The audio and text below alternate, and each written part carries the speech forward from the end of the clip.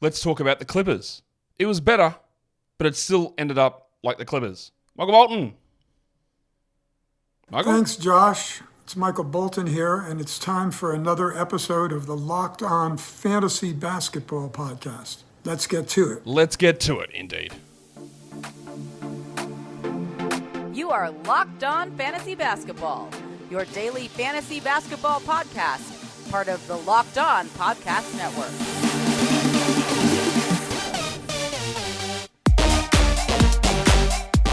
Hello and welcome to the Locked On Fantasy Basketball Podcast, brought to you by Basketball Monster. My name is Josh Lloyd, and if you're going to do one of those weird NBA hair swaps, at least do mine like a Karen.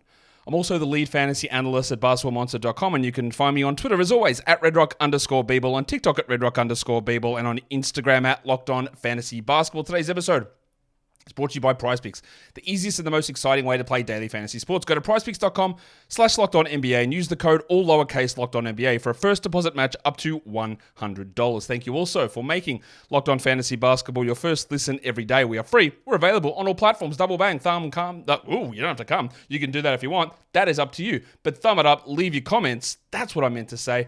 5-star reviews, blah, blah, blah. NBA draft show, Wednesday, 28th June. No, 26th of June, 8 p.m., the 6th and the 8th. I mixed them up. It's a bad day. I'm rushing. I've got a lot of stuff to do. We're going to do the live NBA draft show, so check that out. We are here right now, though, to talk about the LA Clippers, a team that obviously made a big move at the beginning of the season. It looked disastrous. It fixed itself, and they looked like the best team in the NBA, and they went out in the first round of the playoffs because there was an injury. I'm sure that you have heard that story before. Let's get into looking at this team. I said I'm in a slight time crunch today, so apologies that we are. I'm not going to go into depth into PJ Tucker or Kobe Brown on today's show. Sorry about that. They were 51-31. Again, it's a really good record. And after the way they started out when Jim Harden arrived, you would have thought there was no chance that they were getting to that, but they did. Plus 4.3 net rating, 4th best offense, 14th best defense. Their preseason over-under was only 46.5. So obviously they beat that. I had them at 46 actually. Then I bumped them to 48 on opening night. So I went over the 46 but didn't hit the 51. And again, the 51 is a great result. The Western Conference was so stacked though that they were not in like a top 2 seed or top 3 seed. And then the injuries came in as per usual. In the draft, my draft graphic didn't work here for some reason, so I'm not going to put that up, but they only have one pick and it's in the second round. But let's just get straight into talking about the starters. Their most common starting group was the one you do expect: Jim Harden, Terance Mann, Paul George, Kawhi Leonard, and Ivica Zubac. That wasn't their best lineup. Their best lineup just switched Terance Mann for Norman Powell, and again, I don't think you'd be too surprised by that. That was a plus 31.8, that lineup. Yeah, defense for that one struggles a little bit, especially with Harden and Powell in the backcourt, but Zubac is great at it. George and Leonard are both really good defenders, and that was a really strong lineup. It is hard to start that lineup out, and we're going to talk a little bit more about Mann and Powell later on in the show. In terms of free agents, they've got 3 restricted guys. Only one that I am really interested in. If you know me, you know how much I love BJ Boston. I don't think he's had a really fair shot here with the Clippers, but if he was going to be really good, then he would have forced his way into a big shot because Norman Powell and Terance Mann, they're fine. They're not great. So every season that goes by where I like a guy like BJ Boston and they don't get the opportunity, I sour on that upside because at some point you have to show it. I still think he might turn into a good player, not even a good player, a solid player, the way that Terance Mann did, not Terance, the other man, Trey Mann did in Charlotte. Got an opportunity, looked all right. Still don't think he's very good, but looked all right. I think BJ could do that. I don't know where Boston fits in terms of restricted free agency. He could very easily just get lost in the system, but he's someone I'm watching out for. Xavier Moon, who's on and off this team every 5 minutes. Don't worry about him. Then Moussa Diabate has shown me absolutely nothing that I need to talk about him anymore. Now, the big question is going to be unrestricted free agents. You've got Jim Harden, Mason Plumlee, and Daniel Tice. Plumlee had a trade in the season before. Daniel Tice is a buyout, and Jim came across in the trade. It does seem like Harden is going to re-sign. There doesn't seem to be any noise that he won't. But of course, things could get turned upside down really quickly like they were in Philadelphia this last off-season, especially if there is a change and maybe Paul George does end up in Philadelphia. Where does Harden go? I don't know. And then they need to figure out what they're doing at center. Plumlee as a backup, totally okay. Daniel Tice in this role, totally okay. I think their center position, while no superstar or anything like that, that three-man group was fine. And if they bring those guys back on minimum or minimum adjacent contracts, I don't think there's really too much of a problem there, and I think it works out pretty well. The big question almost of the entire offseason is, what does PJ Tucker do with his player option? He's got an $11 million player option, and that could make or break so many different things. Of course, that's a lie because it's Paul George. Where does Paul George go? He's got a player option which he is certainly declining. He hasn't officially done it, but he's certainly declining that. And every rumor seems to be Philadelphia. I don't know. We thought it was a fait accompli that he would be back along with Kawhi Leonard with the Clippers, but if he doesn't come back, they can't actually replace him. Even sign and trades become difficult. And they're cooked, if that's the case. And then does Harden start to side-eye and go, what am I doing here? And then Kawhi's left to carry the load and he gets hurt again. It's a disaster if Paul George doesn't come back for this team. They should pay him everything because they're done if he's not there. But maybe he wants to go to Philly. And if he does go to Philly, he will probably be in a very similar situation, maybe even better than what he currently was this season, Paulie. The other player option is Russell Westbrook. I don't know. Did he do enough to get paid more than what he got paid last season? That's very borderline. I think even the staunchest Russell Westbrook defenders, and that's not true. The staunchest ones are insane. We know that. Their read of any situation does just defy reality. But even most people who have been hanging on to the Russ is good, or the Russ needs a chance and Russ should start bandwagon have fallen off now. And this is who he is. He's a backup point guard who we'll talk about him more a little bit later. Yeah, could have a role on certain teams, but yeah, I think he probably does pick up the player option and stay another year for the Clippers because I don't imagine this market is too strong. They, if you didn't remember, and I didn't, they have Kai Jones.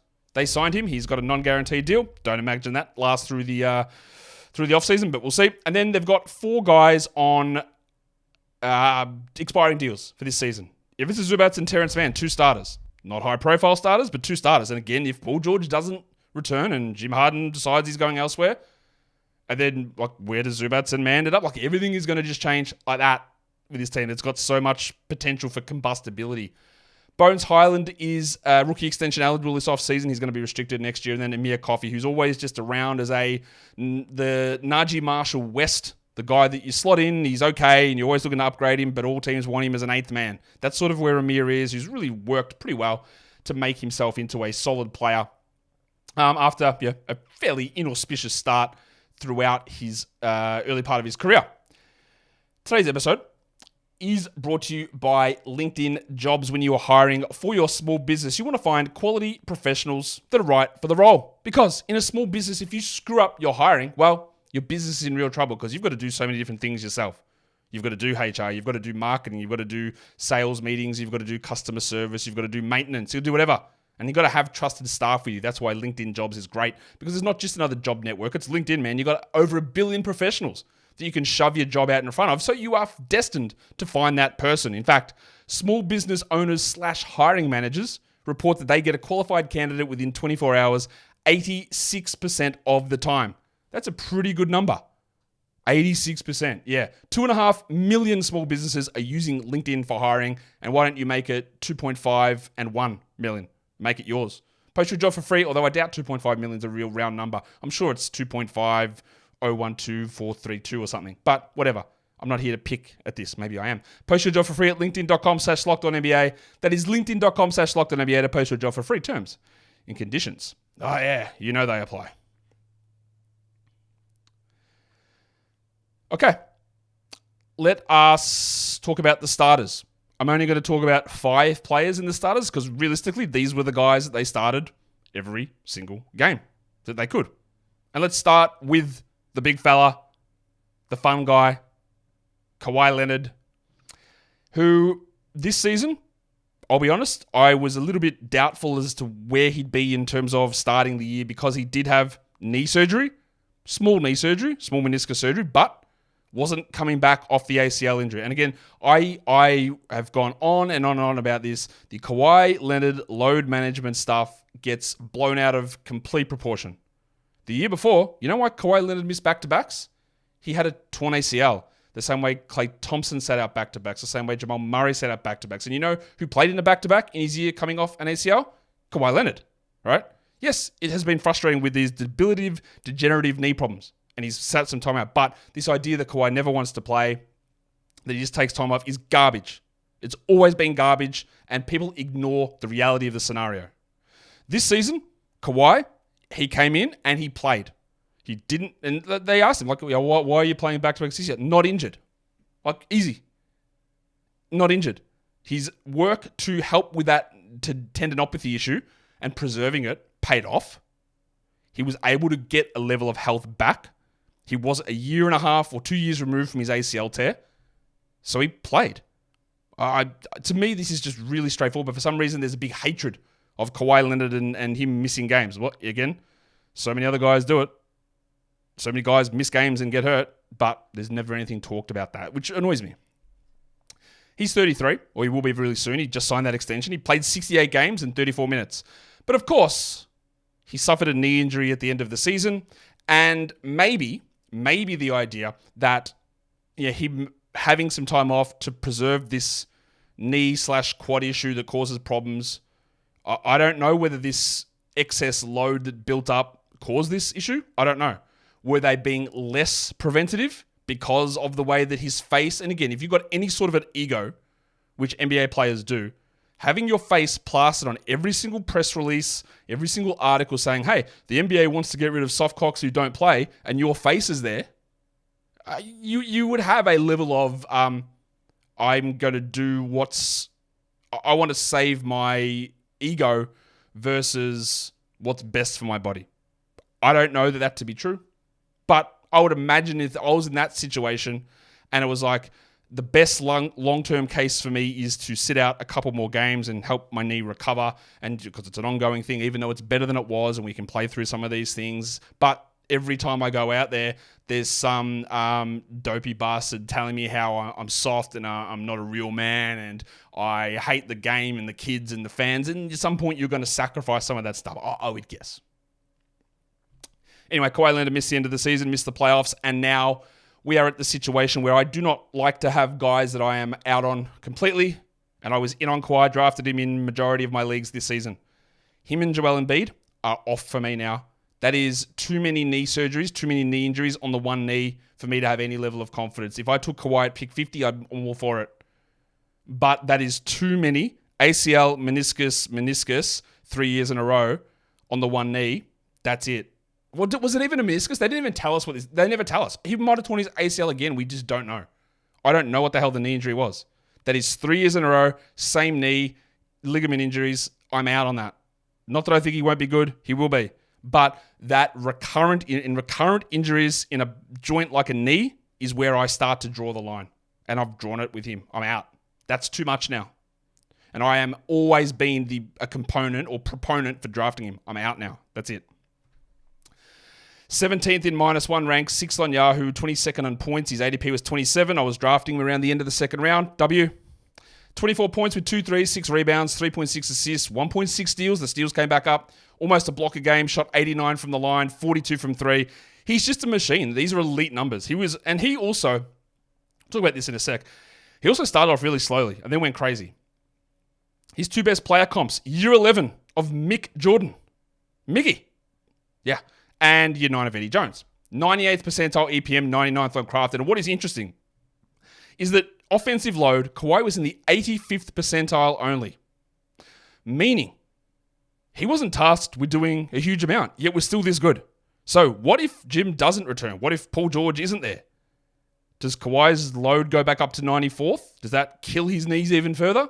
Do we get a run of a top 2 player for 3 months? That is an insanely low offensive load for Kawhi Leonard. Because we know who Kawhi Leonard is. We know how good Kawhi Leonard is.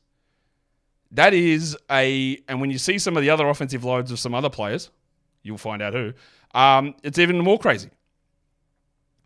His offensive load, right, in 2020, offensive load's got a number metric, but because it's hard to contextualize, I always use percentiles, but offensive load in 2020 for Kawhi, 53.5. 2021, 49.2. 2023, 43.3. 2024, 41.4, down from a peak of 53.5. That is the lowest offensive load Kawhi Leonard has had since 2016. So, I don't think that Kawhi is turning into a bit part player, but it gives you scope of what could improve if another usage player or two isn't on this team. which is a distinct possibility. Let's talk about one of those guys who did have offensive load, and that is Paul George Jr. He's 35. It's always weird to me that Paul George is older than Kawhi, but he is. He's like a year and a half older, 34. He played 74 games with 34 minutes a game. Again, the 65-game rule works for Paul George, doesn't it? That's why he played the games. No, last season he pinged his hamstring, and then his knee bent inwards at an angle that a knee shouldn't bend, and that is why he missed games. Paul George gets, again, unfairly roped into these discussions. He wasn't just sitting. He didn't sit back-to-backs. He just didn't do it the year before, but everyone tells you that he did. He didn't. It didn't happen. It just didn't happen. But again, that perception gets skewed by people screaming at the top of their heads that they're the toughest pricks in the world and these guys are all soft.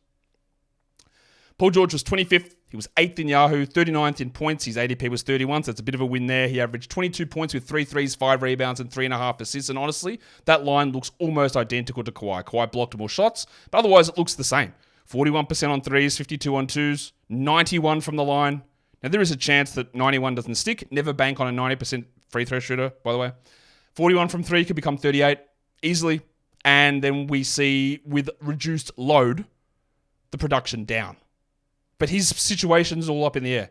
Does he play in LA next to Kawhi, Russ, and Harden? Does he go to Philadelphia where it's George, Embiid, and Maxey?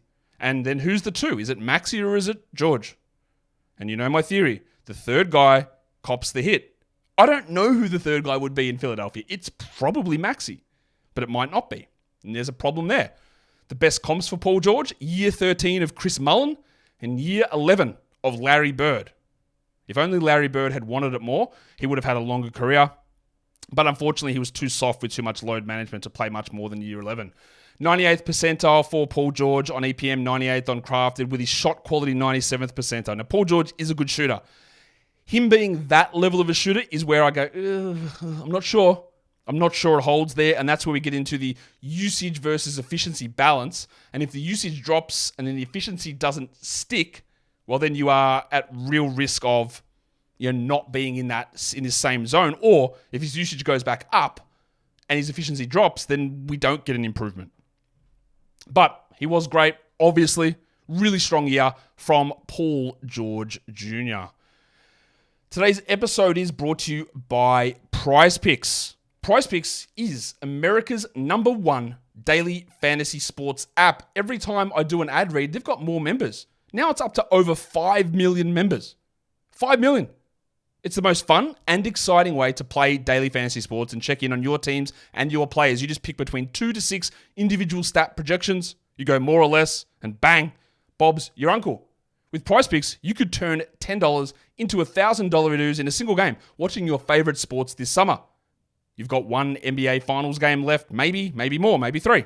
You've got NHL, Stanley Cup Finals on, baseball, WNBA, PGA Golf, NASCAR, and Prize Picks in June only has esports. Well, they don't just have esports in June, but they've got an offer in June where on Wednesday and Saturday, if you put a lineup in and it doesn't win, you get your entry fee back. Counter-Strike 2, Call of Duty, League of Legends, and more.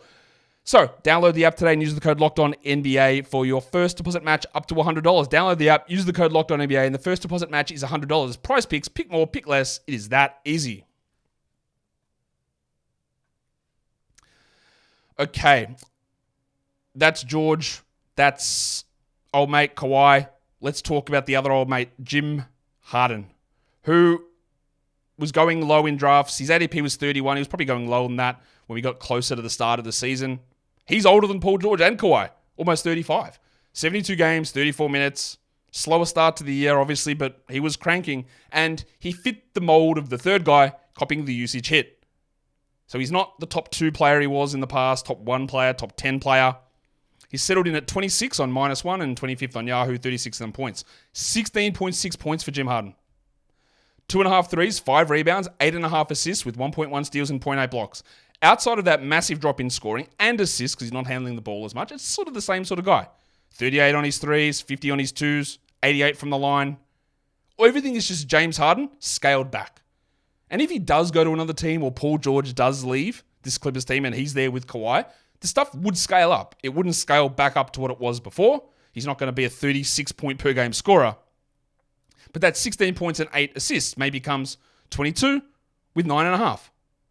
He just gets the ball more. which I think makes a lot of sense. So we just have to watch who is on the team. But he has shown a willingness, despite the reputation of James Harden, he has shown a willingness, he might bitch about it sometimes, to be the guy who sets everybody up. Not the guy that has to hog every possession. Yes, he has the ball a lot, setting it up, but he sets up others. His best comps were year 10 of Manu Ginobili and year 15 of Kyle Lowry. That's Lowry's final season in Toronto. So we've had the Harden-Ginobili comparisons for a very long time.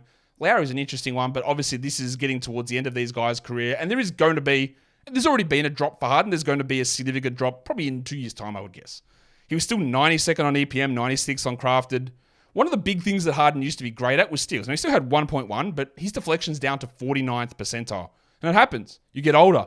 Your reaction time is lower. You don't have the energy. Not that he was ever an energetic defender, but despite the criticisms of Harden, he always put up great defensive stats as why he was the unassailable number one player for so many years. That is down. I don't think it's coming back. Now we get into two of the least interesting starters, and that is number one, Ivica Zubac, who is 27, right in the bang middle of his prime, 68 games, 26 minutes. He had an injury which we thought was going to cost him a ton of time, and it didn't. He came back early from it. 116th in -1, 104 on Yahoo. ADP was 120. He averaged almost 12 points with 9 rebounds. 1.2 blocks, shot 65 and 72. But he is the absolute definition of a low ceiling player. Sure, maybe he could play more than 26 minutes. In fact, he probably should. But the Clippers have built their identity on going small, on mixing and matching the centers a ton. If he played 31 minutes, he would be an easy top 100 guy, but that just has never been the case. He's a rebounds guy. He's a field goal guy without terrible free throws. He's an okay shot blocker. He's a really good defender, but an okay shot blocker. His best comps were year 8 of Alex Len and then year 4 of the Birdman, Chris Anderson. So they're fine. They're not great, obviously. Zubac is a much better defender, I think, than those guys. But what is interesting, like his all-in-ones are 80th percentile EPM and CPM. They're both really strong, really impactful defensive player. But for a guy that is as good defensively as he is, in terms of contesting shots, 57th percentile. That's really low. Why is he not contesting as many shots? Because that would, if he could get to 2 blocks a game, play 30 minutes, then you are talking about like Jarrett Allen. Top 50, 60 player. But he's 27. We're 7 years into his career. You're probably not going to get that. So even if like situations change and George leaves and they're not going to go into more small ball, and again, he's in his prime, but will Ty Lue ever play him 30 plus minutes? It seems really, really, really unlikely to me. So he just hovers around this zone where he can probably stick for the next 2 to 3 years. And then when he hits age 30, the drop-off begins. He moves to a 23-minute-a-night guy. Year 31, he's on the bench and we're done. That's sort of how I see that all playing out for Zubac. And the last guy who was a starter for most of the season after they began this James Harden situation with Russell Westbrook starting, which of course was never going to work and it was horrendous. And then the PR Danish backhands came out. Russ actually went to Ty Lue and said, Coach, I'm going to do what's best for the team and you got to bring me off the bench. When in essence he didn't. He got benched and Ty Lue said, Russ, no way. And Russ sulked about it. Yeah. PR Danish backhands. The guy that started was Terance Mann. Now, Terance Mann's one of those guys who gets insane hype as well. From internal, we're not trading him for James Harden. All right, cool.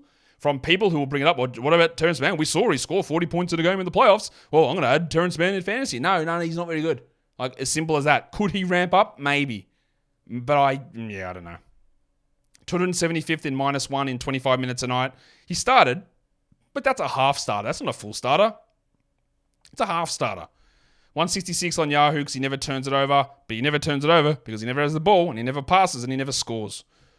8.8 points, 3.4 rebounds, only 1 3. He actually shot really poorly this season. He'd been a really good shooter in the past, but only 35% from 3. Now, he started out at like 18%, I think, and he did shoot well the second half. So I think that's probably anomalous, and that'll come back up next year. He also was an insane 63% on 2s because, again, it's really important to look at this. The reason he was able to be so efficient is that he only took the shots that he knew was going in. He wasn't taking step-back middies. He wasn't taking double-covered turnarounds. He was taking easy shots at the rim or wide-open shots because that's the only time he was allowed to shoot. And for a guy that's considered a defender or a passer, 1.6 assists with 0.6 steals is putrid. This is not a good fantasy player. He's a solid enough real-life guy, but even that is overstated. 48th percentile EPM, 45th in CPM. His best comp was a bloke by the name of Ira Newble, one of the best names ever, in year 3. And then, honestly, how could you have a name like Terance Mann, which is fine, it's very generic, and then your 2 best comps are 2 absolutely goated Hall of Fame tier names, Ira Newble and Quincy Pondexter in year 5. But we also remember a lot about Quincy Pondexter, and he was a horrible fantasy player. And that's sort of where Mann is. 4% of people drafted him. ADP of 141. Again, there's just, and I think we've extinguished it now, but there's always that hope. Oh, Terance Mann, he might be maybe good. He's going to be the point guard. And I've had that in the past as well. Well, they're going to put Terance Mann as the point guard. Maybe he does something, and then he just does nothing. He could be okay, like 120th best guy, 140th best guy, but there's no real upside with Mann. He's 27. He is who he is. This is prime T-Man. Hate saying T-Man. Why did I say it? This is prime. And it's probably going to fall away from here, I would guess. That will bring us to talk about the other players of note. And we have to start the other players of note by talking about Rusty Westbrook. Like I said at the start of the show, I think the Russell Westbrook is just being held back by Kawhi Leonard narrative is probably dead outside of the insane people with Russell Westbrook's photo as their Twitter profile. I think we're probably done with that. Or insane Instagram accounts. I think we're done with that. I think we all realize what Russell Westbrook is now. A guy that was awesome. A guy that was the MVP. You can debate whether he should have been or not. Doesn't matter. He was at least a top 2 that year. He was that good. And he's also not that good. Now, that happens. The man is, again, when we talk ages, he's 35 and a half. He's older than Harden and George and Kawhi. He's older than all these guys. He played 68 games and 22 minutes a night. Now, the ability of him to rack up stats is still clearly there. 155th in -1, 140th in points. He had an ADP of 1 of 9, which, to be fair, was before Harden was definitely coming across. He averaged 11, 5, and 4.5 in 22 minutes. Let's do the 50% bump. That takes him from 22 to 33 minutes. But even that, like 11 points in 22 minutes to give the 50% bump, makes you 17 points. The 5 rebounds gets you to 7.5. The 4.5 assists gets you to 7. 1.1 steals, that's actually pretty good. That gets you to 1.6. 18, 7 and 7. 18, 8 and 7. Like, that's still pretty good. That's still what Russ can do. The problem is what Russ can do is shoot 45 from the field, 69 giggity from the line, 27% from 3, and embarrassingly, not just for Russ, but for the Clippers, 91st percentile in offensive load. And this is where I bring it back as a professional broadcaster to telling you earlier that Kawhi Leonard was 85th percentile in offensive load. Now, I know they didn't always share the court and Russ was running the second unit, but come on.